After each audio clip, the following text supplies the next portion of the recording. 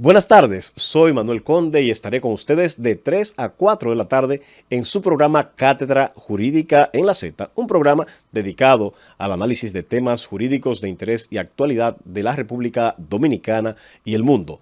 Hoy el tema de la cátedra jurídica es el derecho energético, específicamente el derecho eléctrico.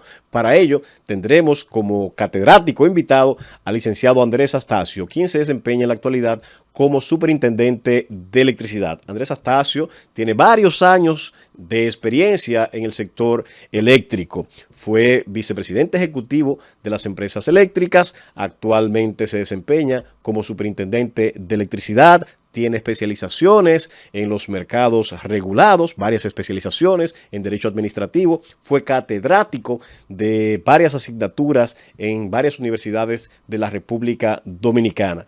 En los diferentes bloques vamos a hablar primero del proceso de capitalización de las empresas públicas, bueno, pues porque esto incidió precisamente en la configuración del mercado eléctrico. Hablaremos qué es eso, del mercado eléctrico, hablaremos de tarifas, hablaremos de protección al consumidor eléctrico y todos los temas de interés que afectan al ciudadano y que están vinculadas a esta área tan interesante del derecho eléctrico en la República Dominicana. Nos vamos unos minutitos y regresamos con Cátedra Jurídica en la Z. Damos inicio a esta fabulosa entrevista con nuestro invitado especial, Andrés Astacio, quien es superintendente de electricidad, pero además tiene una doble condición. Es mi amigo y comenzamos hace muchísimo tiempo en el sector eléctrico. Él desde la empresa distribuidora de electricidad del Este y yo desde las empresas distribuidoras del Norte y del Sur, que estaban bajo el control en aquel momento de Unión Fenosa. Él fue creciendo, bueno, ha crecido en todas las dimensiones, horizontalmente, sobre todo en horizontal. Pero se ha convertido en uno de los especialistas de referencia en el derecho energético en sentido general, pero especialmente en la regulación eléctrica. Como dije anteriormente, fue vicepresidente ejecutivo de las empresas eléctricas, de las tres, y también en un momento tuvo que ser gerente general de la empresa distribuidora del Este, y luego el presidente de la República lo asciende a una posición de muchísima responsabilidad en nuestro país, colocándolo como superintendente de electricidad. Vamos a aprovechar todas esas experiencias y le damos la bienvenida a nuestro amigo Andrés Astacio. Muy buenas tardes, Manuel, muy buenas tardes a todos los oyentes y televidentes. Así es. De este programa Cátedra Jurídica. Muchas gracias por la invitación. Muchísimas gracias a ti por acceder a la invitación y vamos a comenzar con algo caliente. Esto, el sector eléctrico como lo concebimos en el día de hoy, en gran medida se debe a una ley que fue la ley que ordenó la reforma de la empresa pública, que es la ley 141 96. 97. 97, bueno, la ley 141-97 que ordena en cierta medida que la empresa pública se reforme. De esa reforma vinieron unos cambios especiales en el sector eléctrico. Yo quisiera que me explicaras un poco cuál es tu visión respecto a esa ley y luego las consecuencias que se derivaron de la misma. Mira, la ley 141-97 responde más que nada a una tendencia global que empezó a generarse a finales de la década de los 80. Era esta lógica de la desregulación promovida, bueno, desde la Escuela de Chicago con su mayor exponente, el profesor Milton Friedman, que buscaba buscar eficiencias en aquellas industrias que tradicionalmente el Estado había operado o que tenían una tendencia monopólica en razón de determinados cambios tecnológicos que acaecieron en esa época. En República Dominicana, esa era la lógica general y era la lógica que prevaleció en Estados Unidos, prevaleció en Europa, pero en República Dominicana, en adición, como en la mayor parte de los países de Latinoamérica, había un contexto particular. Y es que las empresas estatales tenían serias dificultades para poder cubrir las necesidades y objetos para los cuales fueron creados. En el caso específico de la República Dominicana encontrábamos dos grandes, en aquella época, en 1900, si nos trasladamos a 1997, vamos a encontrar tres grandes emporios estatales.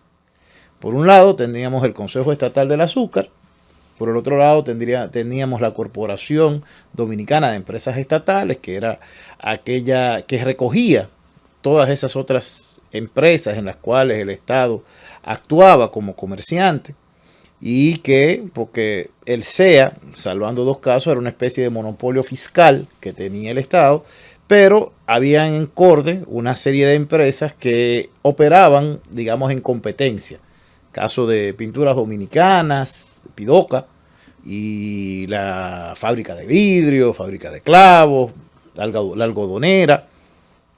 Muchas empresas que desde la época de Trujillo, era, bueno, se puede decir que era el patrimonio de Trujillo, que había sido estatizado y había sido organizado en la década de los 60 dentro de esta corporación de empresas estatales. Y por el otro lado, el otro gran conglomerado que teníamos era la Corporación Dominicana de Electricidad. Y ahí entramos en materia ya. Para llevar a cabo todo este proceso de modernización, específicamente en el sector eléctrico, se reconfiguró ese gran elefante blanco en el que se había convertido la Corporación de Empresas Eléctricas y se reestructura. Yo quiero que me expliques un poco cuál fue la visión que se tuvo en aquel momento para recomponer todo lo que era la Corporación de Electricidad, como se conocía en aquel momento, la llamada CDE. Mira, había que ver primero el contexto en el que estábamos. En 1997, y hay cosas que también hay que reconocer, la electricidad llegó a República Dominicana en 1896. Yo hace unos meses, para el aniversario de la superintendencia, alguien tuvo una genial idea de que hiciéramos una exposición histórica. Y encontramos una carta hermosísima de doña Salomé Ureña, creo que a su hijo Noé, en la cual les relataba el impacto que para ella había tenido en 1896 el primer alumbrado público de la ciudad de Santo Domingo. Y decía, en ese tono poético, claro, bellísimo, el que escribía doña Salomé. Lo hizo Pedro Enrique Ureña con el poema A mi Pedro. Exacto. Sí. Pero en este tono decía, Camila cree que es que la luna bajó. Acto seguido, después de decir las maravillas, punto, al día siguiente no hubo luz. Y después al otro sí hubo. O sea, ¿qué nos quiere decir esto? Hubo una inserción del sistema. En la década de los 70, el país, y eso hay que reconocérselo, por ejemplo, a don Julio Sauri, que fue quien llevó a cabo el proceso de interconexión de la República Dominicana y de llevar electricidad a lugares apartados, porque si los más mayores que nos están viendo recordarán que la electricidad en los pueblos había una planta y esa planta se prendía a una hora y se apagaba a otra hora. La interconexión del sistema y la posibilidad de aspirar a un servicio ininterrumpido por las escalas se da en la década de los 70. Pero ya trasladándolo a los 90, teníamos un problema de base. El sistema eléctrico nacional no estaba en capacidad de suplir la demanda nacional. Y eso hay que entenderlo en el contexto del desarrollo económico, que la República Dominicana ya iba encaminado en ese sentido a medida que el país crece. Hay una demanda vegetativa natural de energía eléctrica. No solamente vegetativa, y esto tal vez es una de las cosas que tenemos que entender. La electricidad es como el aire. Es tan básica que solamente la notamos cuando no la tenemos. Si tú piensas, ¿cuál es la primera acción que toma una persona cuando le consigue aumentar su ingreso y consigue aumentar su bienestar? ¿Qué es lo primero que hace? Tiende a comprarse algo que trabaja con electricidad. Pero antes de meternos mucho a ese mundo de cómo funciona el mercado eléctrico y la demanda y por qué constantemente hay que invertir en la generación de energía eléctrica, vamos a volver atrás. ¿Cómo se diseñó el sistema eléctrico a partir de la capitalización y por qué? Entonces, en esa, como te dije, había un contexto primero ideológico en los 90 particular, y había un contexto ideológico general y unas realidades particulares en el país.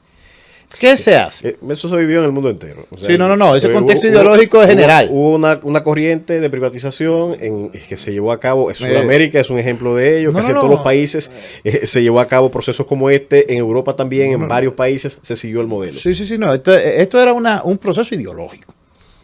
Entonces, ¿qué se plantea? Mira, vamos a tratar de identificar aquellas fases de la cadena en las cuales pueda haber competencia y esas vamos a desmonopolizarlas. Y vamos entonces a crear como monopolio, a mantener como monopolio las que no pueden. ¿Cuáles son las que no pueden? Esto es un criterio económico, donde hay redes. Sí, pero vamos a ver. La distribución eléctrica, por su misma naturaleza, es un monopolio. Exacto. ¿Por qué? Porque es una red. Entonces, cuando hay redes, lo que tú buscas son las economías de escala. ¿Qué significa la economía de escala? Bueno, yo puse un conductor o un transformador, para algo tal vez más fácil de materializar. Un transformador con una capacidad de 50 kilos. Con eso yo alimento, en teoría, a 10 casas que consumen 5 kilos cada una. Pero ¿qué sucede? Esas 10 casas no van a consumir los 5 kilos necesariamente al mismo tiempo. Entonces puede ser que durante un periodo de tiempo, o donde la mayor parte del tiempo, una casa te consuma 2, otra 3, no hay una coincidencia. Entonces con esos 50 kilos, yo no voy a alimentar a 10, yo voy a poder alimentar a 20. ¿Qué sucede? Esto abarata el costo. Reduce de forma importante el costo de la infraestructura. Por vía de consecuencia, entonces nos encontramos en economías de escala. Entonces esto te dice que no debes de tener una redundancia. Por eso, la distribución y la transmisión, es decir, las redes, quedan como monopolio. Y ya tú has ido explicando cómo se comenzó a configurar. Exacto. ¿Cuál fue el diseño? Entonces ya tenemos por un lado que la decisión fue crear 3 empresas de distribución.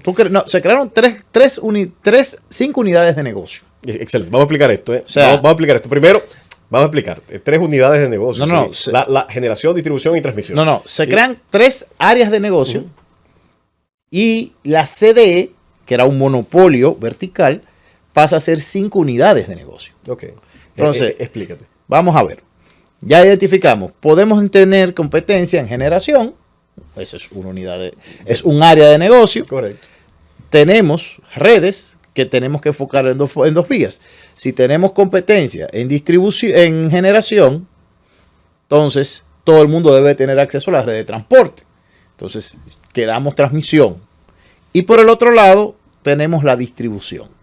Entonces, se crea... Por eso te digo, 3 unidades. 3 áreas. Bien. Entonces, esas 3 áreas se convierten en la práctica en 5 unidades de negocio. Okay. Y 2 que quedan en queue, que no se formalizan hasta la ley, hasta el 2001.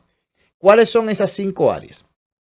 Se creó una unidad de generación que abarcaba el parque de generación de la ciudad de Santo Domingo, parte de lo que estaba en Jaina y lo que estaba en Puerto Plata, en aquel momento, que ulteriormente acabó siendo Eje Jaina. Sí, esas son las unidades de negocio. Pero la segmentación del sector, con fines pedagógicos, para no se segmenta en generación, transmisión y distribución. Entonces, exactamente, pero para irnos al paso, porque aquí hay especialistas y que no, para que el público también que nos está escuchando y que a veces me escribe, no se vayan tan alto, que no entendemos. Entonces, tenemos ahí generación, que son los que producen la energía eléctrica. La transmisión, que se encarga de transportarla regularmente en alta tensión. Sí. Distribución, que ya son los que llevan la energía a la casa. Que aquí no tenemos el otro rango que es comercialización, sino que coincide con la distribución. Aquí lo que se hizo fue que se estructuraron de manera conjunta en aquel momento distribución y comercialización. Perfecto. Entonces, dentro del ramo de la distribución, la pregunta que yo siempre me hago, ¿por qué decidieron distribuir geográficamente la distribución? Mira, realmente eso respondía a la organización comercial que tenía la CDE. Sí. La CDE tenía una regional este, tenía una regional Santo Domingo, tenía una regional sur, tenía una regional norte. Estamos aquí explicando, ya hablamos, 3 segmentos. generación, transmisión, distribución. Entonces, dentro de la distribución, la pregunta aquí es, ¿por qué se segmentó geográficamente? Y Astacio, el licenciado Andrés Astacio me dice, existía antes. Qué buena explicación y qué bueno. Organizacionalmente, la CDE tenía su área comercial, mira, de comercialización de distribución, así estaba organizada. Ok, pero la única diferencia fue la segmentación del Gran Santo Domingo. Ok, eso te iba a preguntar. O sea, lo que se segmentó fue el Gran Santo Domingo, pero ya la CDE tenía una gerencia comercial para el este, que dependía, claro, un director comercial único. Perfecto. Tenía un área comercial para el norte, un área comercial para el sur y un área comercial para Santo Domingo. Ahora, volvemos al tema. Este es un negocio de economías de escala. Okay. Entonces, para que tuvieran esas escalas, ¿qué hace? El Gran Santo Domingo, entonces se segmenta. Una parte se le asigna al este y otra parte se le asigna al sur. ¿A partir de qué punto, para que se entienda? La Máximo Gómez es el punto que divide la empresa distribuidora del este y la empresa distribuidora del sur. Es decir, uno solamente cruza la calle y ya está en otra empresa. Exacto. En la capital, en el Distrito Nacional, tú estás en la Gómez. En la acera este, estás en EDESTE. En la acera oeste estás en EDESUR. Yo soy cliente de las dos, solamente cruzando la Máximo Gómez. Mi oficina está después de la Máximo Gómez, bueno, dependiendo cómo se ve, ¿no? Hacia el este, y estoy antes de la Máximo Gómez, y ahí me facturé de sur. Exacto. En ese mismo, y es básicamente el mismo cuadrante. Entonces, evidentemente, la ciudad es más grande. Entonces, ¿qué se hace? La parte norte de la ciudad queda como parte de este y de ahí hasta la provincia de la Altagracia. Y la parte oeste de la ciudad, Santo Domingo Oeste, Los Alcarrizos, queda en EDESUR. Y de ahí hasta la frontera y hasta Villa Altagracia, que es la frontera con EDENORTE. Para que se entienda un poco, yo quiero que lo expliques tú con tus palabras, la diferencia entre estos tres segmentos en que vamos a decir, se generó, se estructuró el sector eléctrico. La diferencia entre la distribución, transmisión y generación. Explícanos exactamente cuál es la diferencia de cada uno de estos segmentos. Mira, en la generación, el Estado, en principio, y esto ya sí fue una consecuencia, tomó la decisión de capitalizar esas empresas y abrir a la competencia. Okay. Claro, la competencia acá, y esto es ya muy jurídico, en República Dominicana todas las actividades eléctricas son concesionadas, o sea que todas las actividades eléctricas, no hay ninguna actividad de libre competencia, todas son exclusividad del Estado y el Estado otorga una concesión, delega para que usted opere obras eléctricas en República Dominicana. Pero el Estado dice, bueno, esto se privatiza, capitaliza ese Jaina y ese Geitabo, y deja que entren nuevos generadores. Ya habían generadores privados que eran IPP, pero ya entran al mercado. O sea, ya no solamente por contrato, se crea un mercado marginalista, todo lo que hoy tenemos. La empresa de transmisión eléctrica, por ser una actividad nodal y estratégica, y en la cual todos los agentes deben de tener libre acceso, y el libre acceso solamente es garantizable, o fue la lógica que se entendió, si es propiedad del Estado, queda, y así queda contemplado en la ley, como exclusividad del Estado y todas las redes de transmisión son propiedad de este. ¿Qué hace la diferencia entre una red de transmisión y una distribución? Mira, la red de transmisión es la que lleva, acuérdate que la energía se produce a determinada distancia de los puntos de consumo. Ya tú no puedes poner una planta en el medio de la capital. Por normas medioambientales es imposible. Entonces, para llevar esa energía de donde se produce a donde se consume, la forma efectiva es llevarlo a altos voltajes. Entonces, esa empresa de transporte es la que toma esa electricidad que se genera a 12.500 voltios, se lleva a 138.345.000 kilovoltios, 345 kilovoltios y se lleva al punto de consumo. Y se lleva a una subestación. Pero para que la gente entienda, esas son las altas torres. Las torres grandotas. Exactamente, y cuando esas líneas caen al suelo, es bueno no estar cerca por allí. Lo prudente no está. Hay protecciones para que haga cortocircuito y demás, pero no es prudente. Y lo otro, y eso lleva a una subestación donde de nuevo esa electricidad, entonces, se baja el voltaje. Y de ahí, valga la redundancia, se distribuye a los usuarios finales. Y eso es lo que hace la empresa de distribución. Básicamente, desde el punto de vista técnico, la gran diferencia entre la empresa de transporte y la empresa de distribución son los voltajes en los que operan. Pero también está en que la empresa de distribución, por vía de consecuencia, se vuelve la cara del cliente, la que presta el servicio al cliente. Y es el punto donde se consolida todo el sistema, tanto en lo técnico como en lo comercial. Bueno, en el siguiente segmento vamos a hablar de todo esto, de todos estos detalles. Vamos a hablar un poquito más de cómo se produjo ese proceso de capitalización, luego cómo el Estado decidió readquirir esas empresas y por qué, y también cómo está integrado ese mercado eléctrico y las funciones de la Superintendencia de Electricidad. Manténganse ahí en sintonía y en breve continuamos con esta interesante entrevista. Llévatelo, Oliver.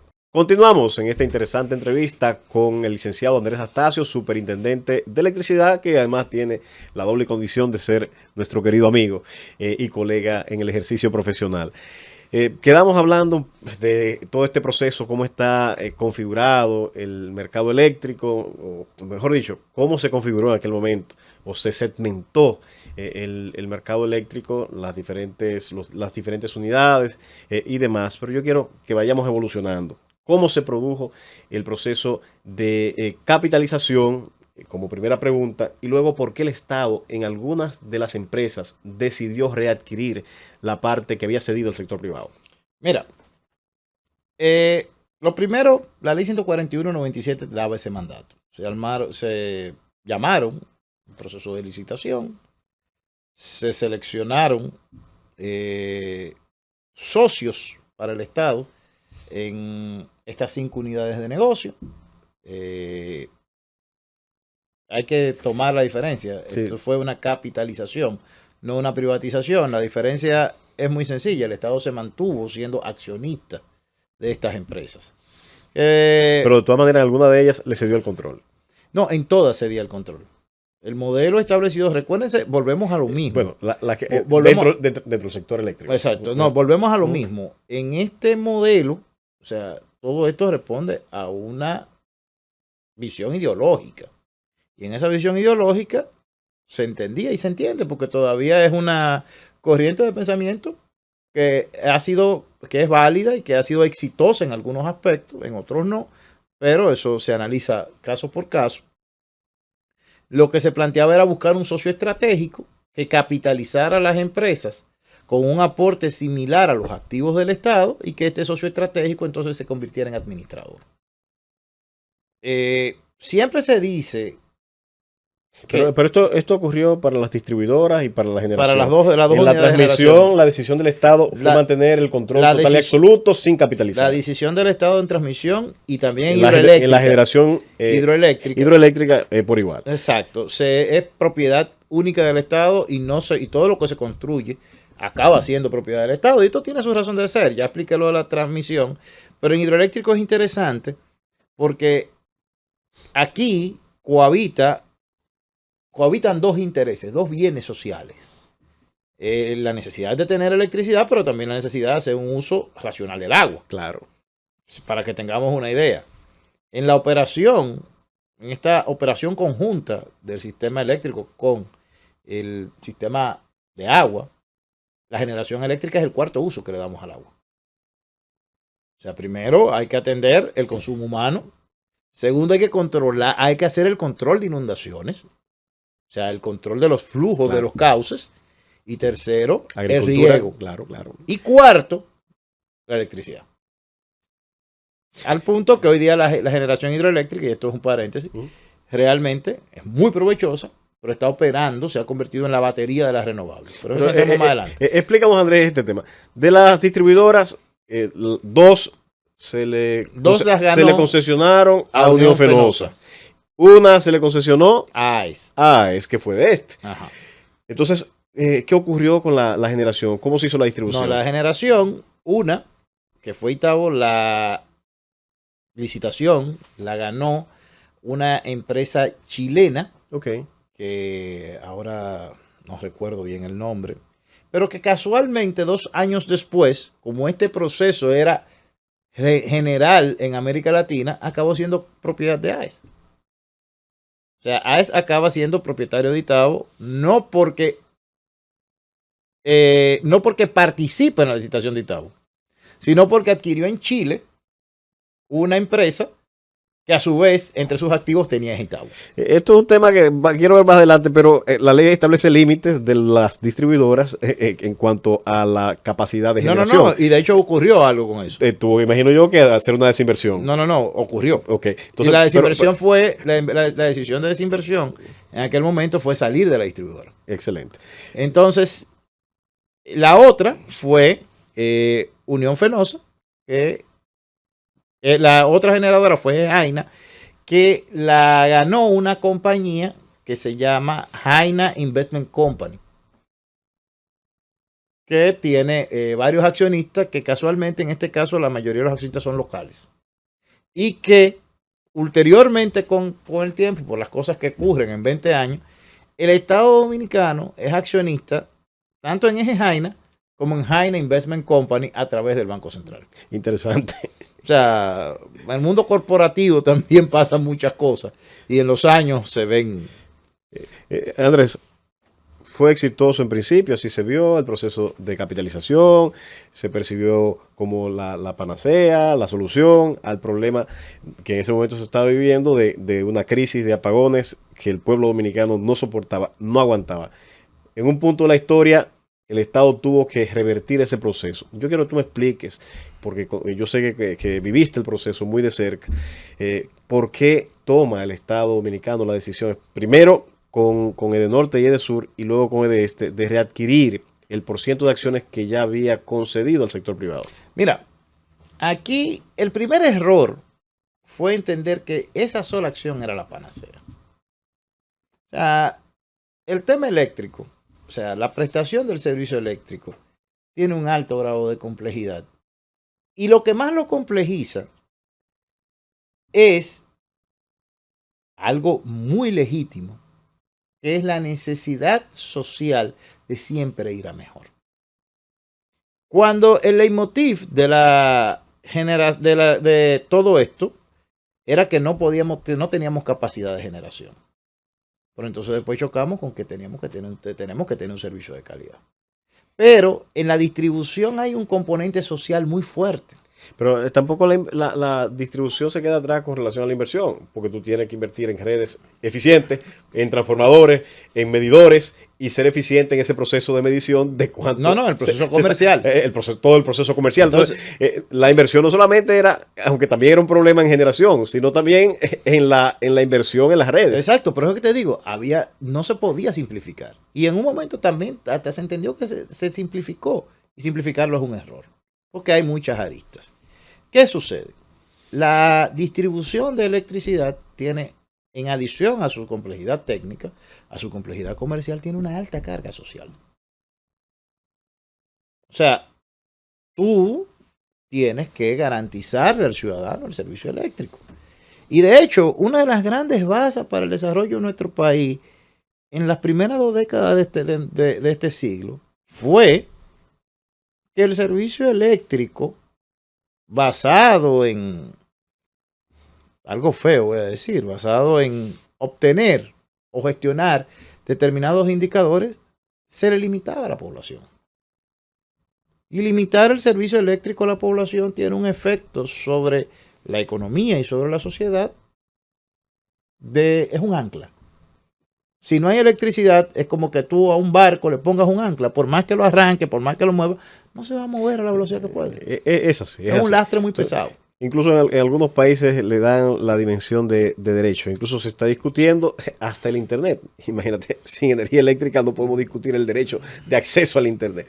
Pero, ¿cuál fue la razón, de por qué el Estado toma la decisión, fue una decisión de Estado, de readquirir Edenorte y Edesur? Tú tienes que ponerte también en el contexto que estábamos en ese momento. Okay. Estábamos en un momento de una situación, de una profunda crisis económica, producto del desfalco de los bancos, el desfalco bancario de principios de siglo.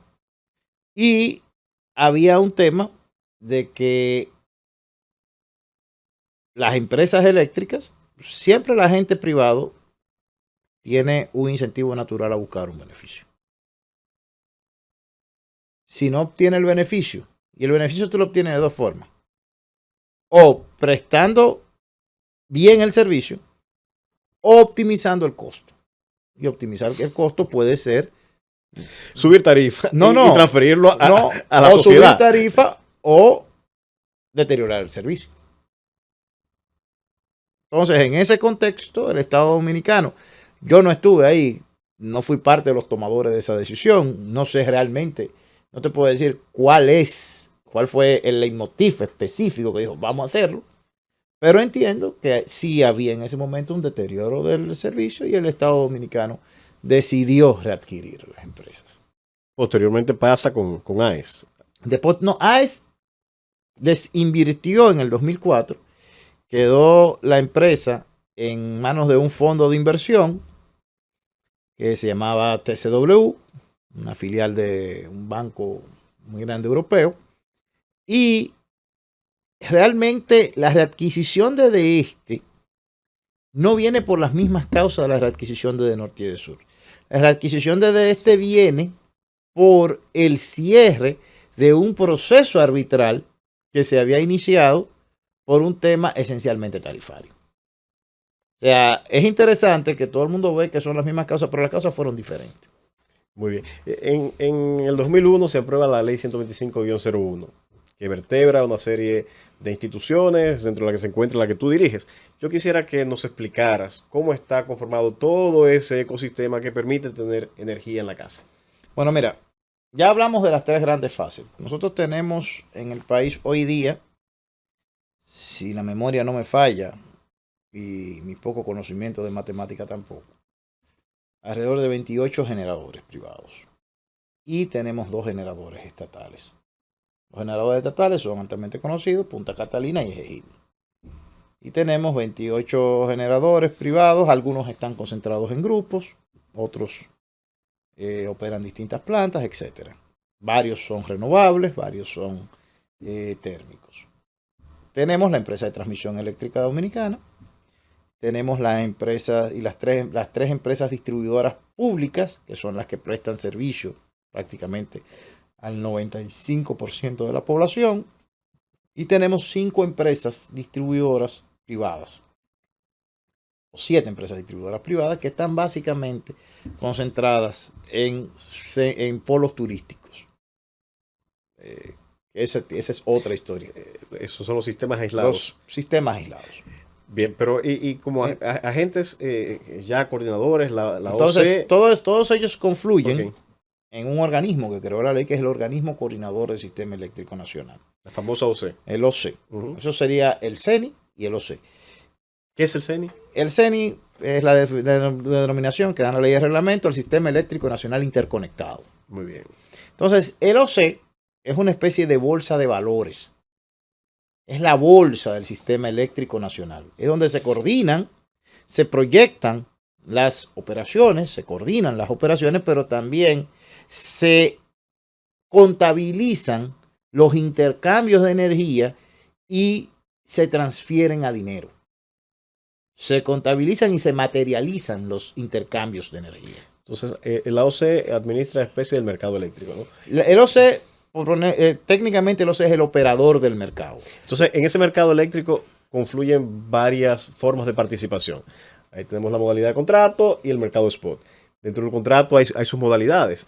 Cuando hablamos de los famosos IPP, de los PPA, ¿cuál es la diferencia entre estas modalidades? No, los IPP y los PPA tienen una diferencia interesante, una diferencia marcada, porque que radica en el objeto del contrato. El IPP tenía como objeto la instalación de una central eléctrica y el suministro de toda la electricidad y potencia de esa central.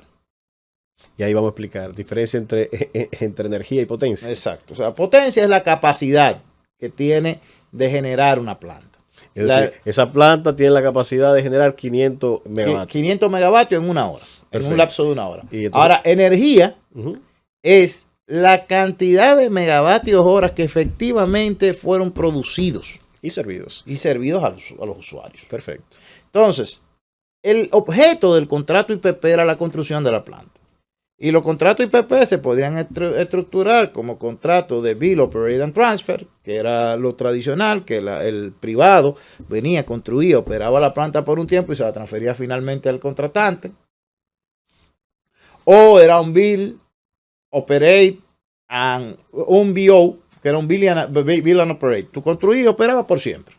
Eran las modalidades que existían en los IPP. El objeto del IPP era la planta. El objeto del PPA, que es un Power Purchase Agreement, un contrato de compra de energía, es sencillamente la energía.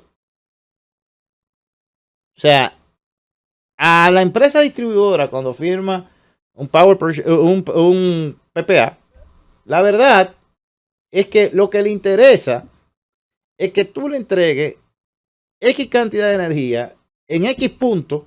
Y en el tiempo pactado. En el tiempo pactado y al precio pactado.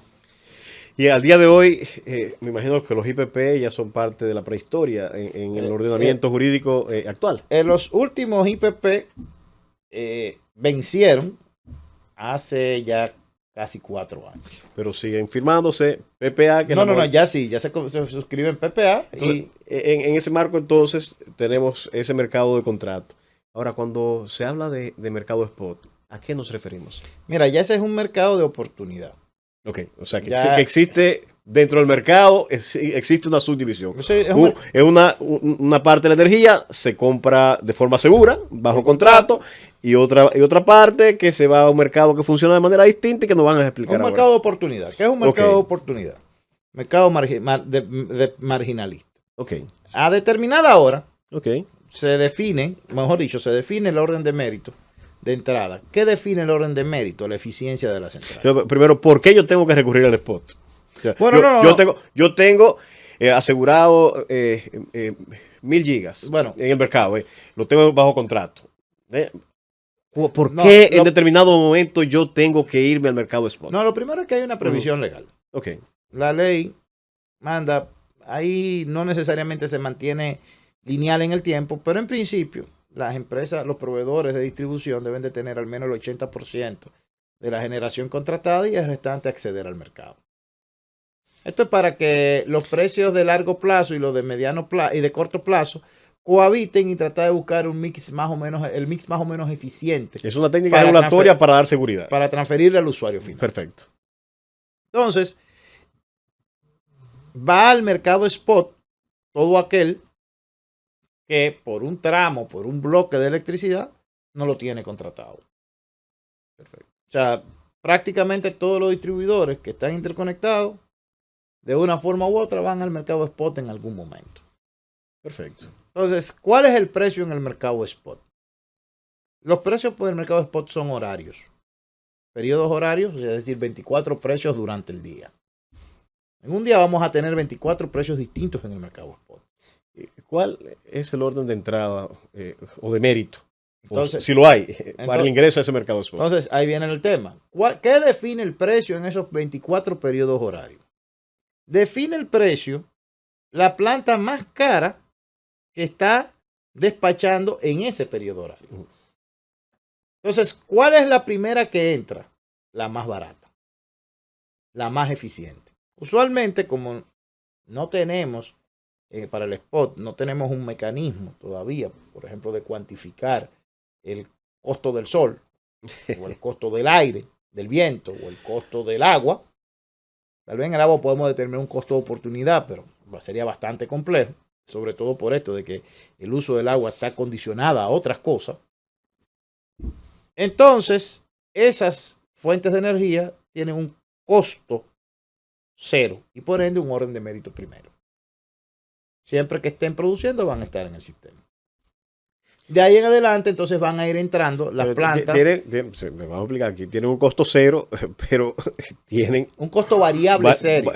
Variable cero, pero tienen un costo al sistema. No, claro, tienen un costo. Lo único es que por la forma en que se genera es, vamos a decir, la de mayor mérito en razón de que es de muy bajo precio al momento de adquirirse. Vamos entonces a explicar otra cosa.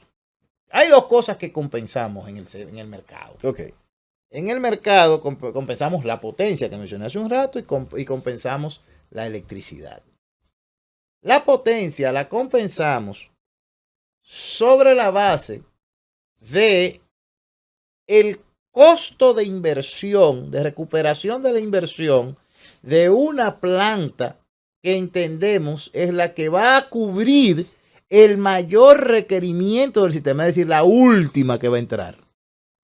Y la electricidad la compensamos en razón del costo variable de producción de esa planta. Entonces, las renovables no cobran potencia porque la potencia está asociada a una disponibilidad constante, a una gestión, a una capacidad de gestión que cuando el sistema la requiere, usted entre. Entonces, en esa parte está clara. Entonces, ahora, para establecer el orden de mérito. Entonces, el orden de mérito se establece en razón del costo variable. Pero tú decías bien, si bien es cierto que si hacemos el análisis en función de la potencia, bueno, cierto, es un recurso que en principio no tiene un costo, pero sí la tecnología para generarla y sí, eso tiene un precio. Eso tiene un precio, pero se paga como un costo fijo. Y en base a ese precio es que entra el spot. Exacto. No. Se entra al spot en base al costo variable de producción. Ok. ¿Qué es el costo variable de producción? Es la cantidad de combustible que tú requieres para producir un kilovatio hora. Excelente. Llevado a esa unidad de kilovatio hora. Excelente. O sea, tú tienes, si una planta requiere, con de Power Generation, requiere... Que Dios te oiga, ¿eh? Ojalá. 10 galones de gasolina, o de gasoil, de fuel, de lo que fuera, de gas, para producir 1 kilovatio hora. Eso hace que el kilovatio hora de Conde Power Generation sea de 5 centavos de dólar. Ahora, la Z101 Energy Company consume 20. El costo de generación de la Z101 Energy Power Company va a ser de 10 centavos de dólar. Entonces, ¿cuál tiene un costo variable más bajo? Conde Power Energy. Y esa tiene un orden de mérito primero. Esa entra primero al sistema.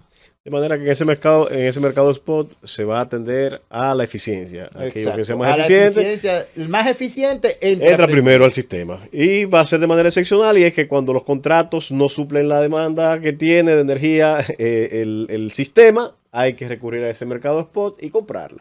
Bueno, señores, ha sido muy edificante este segundo segmento. En el siguiente segmento ya vamos a ver de qué se trata la Superintendencia de Electricidad, cuáles son sus funciones, qué cosas hace nuestro flamante amigo Andrés Astacio desde esa institución tan importante para la República Dominicana. Nos vamos a una breve pausa y regresamos en breve. Seguimos en Cátedra Jurídica en la Z, en esta cátedra especial con el licenciado Andrés Astacio, superintendente de electricidad, hablando precisamente de derecho eléctrico. Y ahora vamos a darle un shock porque vamos a hablar de sus funciones específicas dentro de la Superintendencia de Electricidad. ¿Qué es la Superintendencia de Electricidad y cuáles son sus funciones? Mira, en el andamiaje normativo que se crea por la Ley General de Electricidad, se crea la Superintendencia como órgano regulador del sistema eléctrico nacional.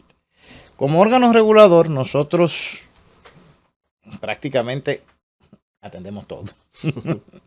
Somos los guardianes, los garantes de la correcta aplicación de la ley. Presidimos el organismo coordinador. Tenemos que, y estamos trabajando, por ejemplo, ahora, porque hay muchas cosas que no se habían hecho. Estamos tratando de ponernos al día y además otras cosas que el Pacto Eléctrico nos ha mandado. Tenemos que definir, por ejemplo, los criterios para los criterios tarifarios, hacer los estudios tarifarios y definir las tarifas a los usuarios finales, que es un tema siempre complejo. Tenemos que definir todo lo relativo a los códigos de conexión, a verificar. ¿Qué son los códigos Los códigos de conexión no son más que los criterios sobre los cuales se realizan las obras eléctricas en República Dominicana. Se realizan las obras eléctricas en un sistema interconectado. ¿Cuáles son las obras eléctricas? Bueno, una obra eléctrica va desde una planta de generación hasta el apartamento tuyo. Hasta cómo se conecta tu apartamento a la red eléctrica nacional.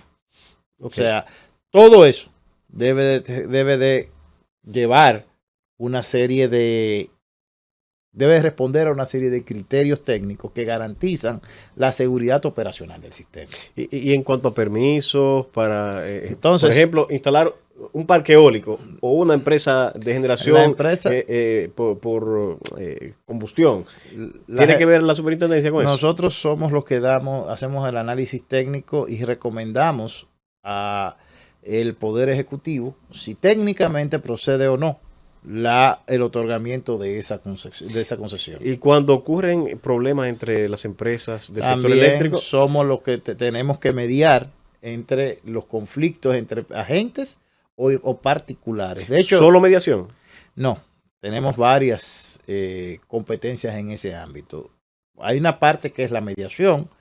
Por ejemplo, en el ámbito de servidumbres tenemos que designar hasta un panel arbitral. Al superintendente le toca designar un panel arbitral en caso de que haya un conflicto de servidumbres. Pero va más allá. También la Superintendencia de Electricidad es la encargada, a través de la Oficina de Protección al Consumidor, de la protección protección del consumidor en las relaciones con las empresas, con los prestadores de servicio. Y en el ámbito de protección al consumidor hay incluso una unidad especial, sí, que es el Protecon. ¿Está Protecon adscrito? No está escrito. Es un órgano que se integra. Es una división de la Superintendencia de Electricidad. No es un órgano. El órgano en este caso es la superintendencia, o el ente en este caso es la superintendencia. Protecon es una dirección de la Superintendencia de Electricidad. Bien. En ese sentido, ustedes tienen funciones de protección al consumidor. Ajá. Y hay a veces muchos reclamos, muchos clientes dicen, bueno, que a mí no me miden, no me instalaron un medidor, o hay comentarios muchas veces interesados de algunos sectores, otros también que son realistas. La tarifa se me disparó de una forma inexplicable. En ese sentido, quisiera que nos explicara cómo se conforma esa tarifa, cómo se fija esa tarifa, por qué en algunos momentos hay esos reclamos de clientes que dicen, bueno, la tarifa se me triplicó. ¿A qué responde todo esto? Hay una cosa lo primero que hay que hacer una diferenciación entre tarifa y factura. Y es que la tarifa es el precio unitario de un kilovatio. Y se fija sobre la base de un estudio tarifario en el cual se determinan los costos, lo que debe recuperar las empresas distribuidoras de transmisión, más lo que cuesta en ese momento la electricidad en el mercado mayorista, la generación. República Dominicana hace más de 1 año y medio que la tarifa está frisada y que el gobierno dominicano ha asumido las variaciones. Ahora bien, otra cosa, mucha gente a veces se queja porque el consumo, la factura, es el resultado de ese precio de la tarifa que está frisado en República Dominicana por el consumo. Y el consumo es un hecho, el consumo sí varía en el discurrir del periodo anual. No es lo mismo lo que tú estás consumiendo, lo que está consumiendo la Z en este momento, hoy, 16 de diciembre, a esta hora, que lo que estaba consumiendo el 16 de septiembre a la misma hora. ¿Por qué? Porque la temperatura fuera, la temperatura ambiente en este momento son 29 grados. El 25 o 29 grados. El 16 de septiembre probablemente eran 40.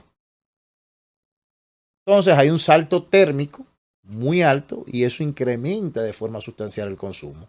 Sumado a que la estructura tarifaria de República Dominicana, que viene desde hace 20 años, que le estamos revisando, establece un sistema de escalones en el precio de la electricidad. Es bueno que se ponga mucha atención a esto. ¿Cómo funciona ese sistema de escalones? Entonces, que es un subsidio cruzado que tiene explícitamente la tarifa, en el que los primeros 200 kilovatios te cuestan X.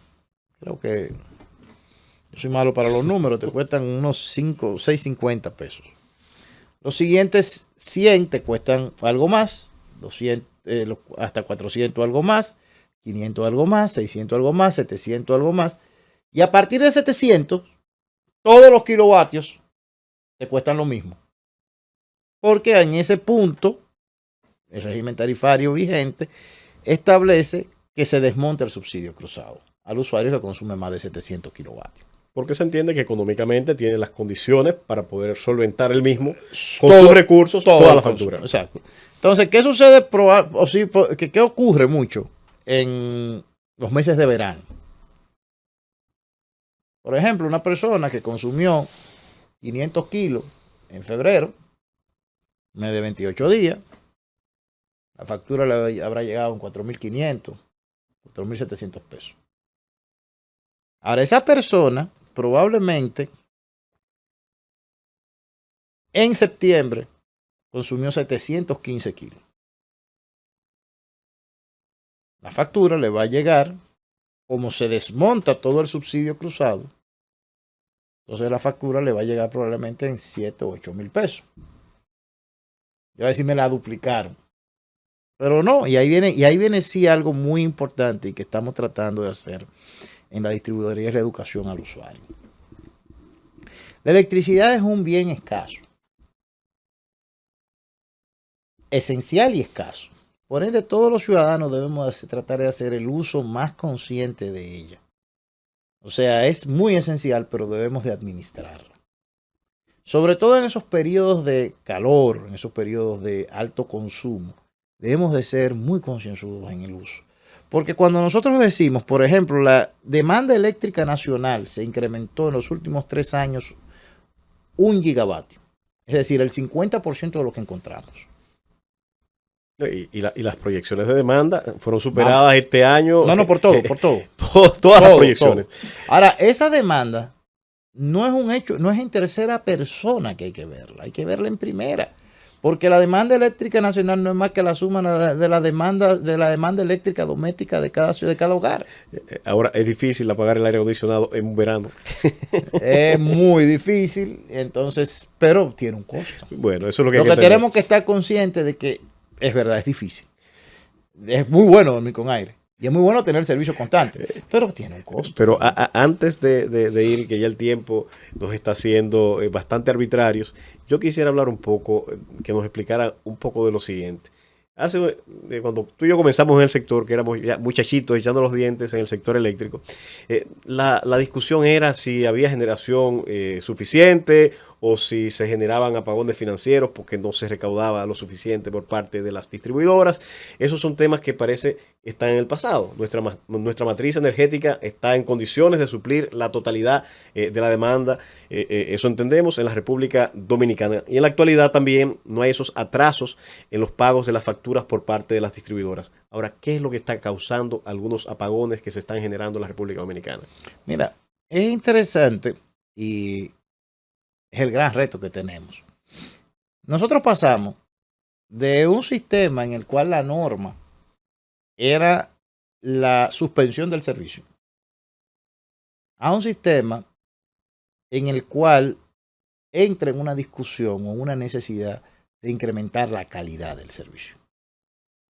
Entonces, cuando a un ciudadano le falla el servicio, que le falle, que para nosotros tenemos la responsabilidad de que tenga electricidad constante, le falla por una avería técnica, por un elemento de la red que falló. Falló un transformador, falló un transformador en una subestación. Evidentemente nosotros lo que estamos trabajando es en llevar eso al mínimo.